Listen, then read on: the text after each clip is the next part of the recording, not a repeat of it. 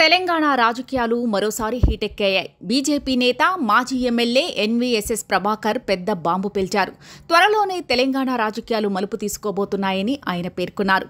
తెలంగాణలో ముఖ్యమంత్రి మార్పు ఖాయమని ఆయన కుండబద్దలు కొట్టినట్లు చెప్పేశారు. ప్రస్తుత ముఖ్యమంత్రి రేవంత్ రెడ్డి స్థానంలోకి మాజీ ముఖ్యమంత్రి కేసీఆర్ రాబోతున్నారంటూ సంచలన వ్యాఖ్యలకు తెలిపేశారు. కాంగ్రెస్ పార్టీ బీఆర్ఎస్ మధ్య రాజీ డీల్ కుదిరిందని ఎన్వీఎస్ఎస్ ప్రభాకర్ వెల్లడించారు.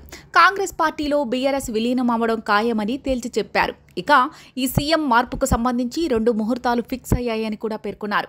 తాజాగా మీడియాతో మాట్లాడిన ఎన్వీఎస్ఎస్ ప్రభాకర్ తెలంగాణ రాష్ట్ర అవతరణ దినోత్సవం అయినా జూన్ 2వ తేదీన గానీ, లేదంటే తెలంగాణ తల్లి అవతరణ దినోత్సవం అయినా డిసెంబర్ 9వ తేదీన గానీ బీఆర్ఎస్ పార్టీ కాంగ్రెస్లో విలీనం కావడం తథ్యమని జోస్యం చెప్పారు. ఆ తర్వాత రేవంత్ స్థానంలో కేసీఆర్ సీఎం అవుతారని పేర్కొన్నారు.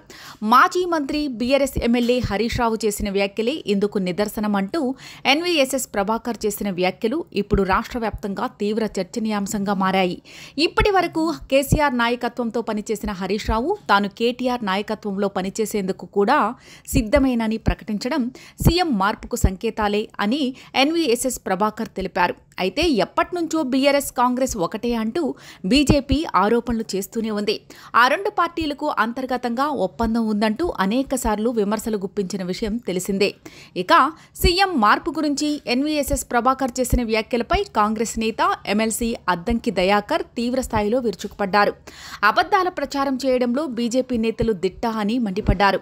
కాంగ్రెస్ పార్టీలో బీఆర్ఎస్ ఎందుకు విలీనమవుతుందని ప్రశ్నించారు. ఈటెల రాజేందర్, బండి సంజయ్, కిషన్ రెడ్డిలతో ఎన్వీఎస్ఎస్ ప్రభాకర్ ఎవరి వర్గమని ప్రశ్నించారు. ఈటెల రాజేందర్ను కేసీఆర్ పక్కకు పెట్టినప్పుడు కూడా ఇన్ని మాటలు మాట్లాడలేదని పేర్కొన్నారు. జూన్ 2 లేదా డిసెంబర్ 9 తేదీల్లో కాంగ్రెస్ పార్టీలో బీఆర్ఎస్ విలీనం కాకపోతే బీజేపీ పార్టీని తెలంగాణలో నిషేధిస్తారా అని సవాల్ విసిరారు.